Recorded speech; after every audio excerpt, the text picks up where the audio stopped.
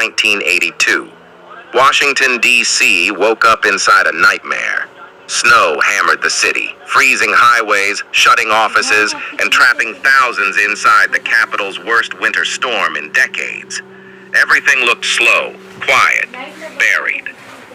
But at Washington National Airport, despite the blizzard, people kept arriving. Anxious, tired, hopeful, believing that the storm would break, the runways would clear, and flights would take off. Among them was Air Florida Flight 90, a Boeing 737 scheduled for Miami. Inside were 74 passengers and 5 crew members, some traveling home, some leaving for business, some on vacation, none imagining that history was waiting for them at 4:01 p.m. And before moving ahead in the video, you must like and subscribe to our channel so that we can get motivated in the video. Every crash has names history forgets, but lives we should remember.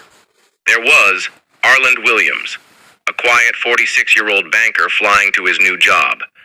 Bert Hamilton, rushing to reunite with his family in Florida. Marilyn Nichols, a young mother excited to escape the cold. Duncan, the flight attendant whose smile relaxed anxious passengers. Ordinary people, ordinary conversations. A plane full of quiet plans for the week ahead. Nobody knew they had already stepped into one of the most dramatic survival stories in aviation history. The storm was getting worse. Snow collected on the wings. Ice clung to everything. Radar towers, runway lights, even the taxiway asphalt. Other pilots warned, "The ice is heavy today. Double de-ice before takeoff." But Air Florida Flight 90 was behind schedule. Passengers waited.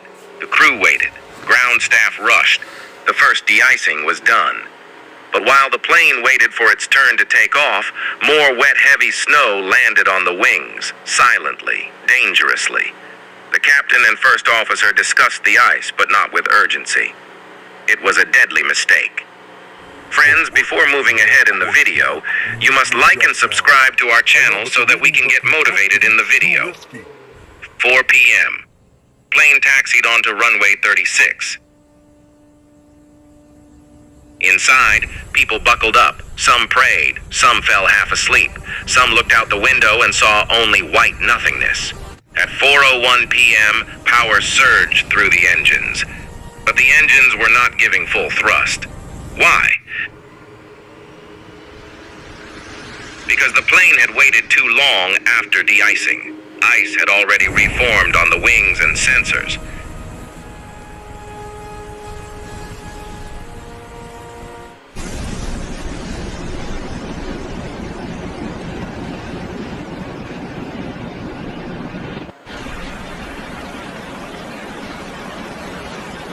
The aircraft rolled down the runway slowly, too slowly. The first officer whispered, "We're not getting full power." The captain replied, "It's fine, we're okay."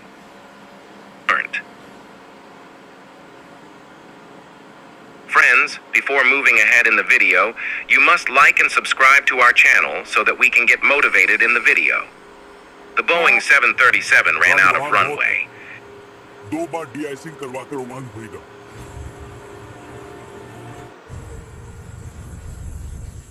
यार बाजार बहुत है। 2 बार de-icing करवाकर उड़ान It lifted just barely, wobbling, struggling, shuddering. Passengers felt the plane vibrating. Wings fought to stay level. Alarms remained silent, but danger grew louder every second. Then the first officer shouted, "We can't climb!" The plane sank back toward the ground, barely 300 feet above Washington. One passenger later said,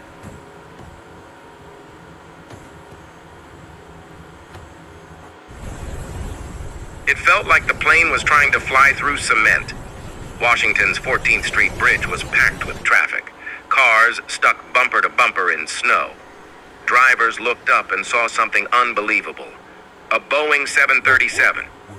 So low. We need to adjust now. So but the readings close. are conflicting. It's too risky. So clearly in trouble. 01:52 p.m., Flight 90 slammed into the bridge. Metal crushed, cars split apart. The left wing tore across the bridge deck. 7 motorists died instantly. Then the plane, broken and burning, slid forward and dropped into the freezing Potomac River. The water swallowed it whole. Within seconds, silence returned. The Potomac was a nightmare. Chunks of ice floated like broken glass.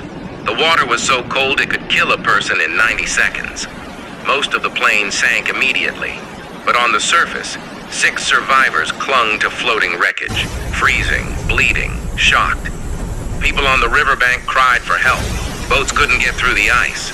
Fire trucks were stuck in snow. Police cars slid helplessly. Survivors screamed, but their voices faded in the wind. The world watched helplessly until one hero broke the silence. Park Police helicopter, call sign Eagle 1, flew into the storm. Donald Usher and Gene Windsor risked everything, battling wind, snow, and dangerously low visibility. They hovered just feet above the freezing water. Survivors reached desperately for the rope, but every time someone grabbed it, they slipped back under the water. Except one man who refused to save himself.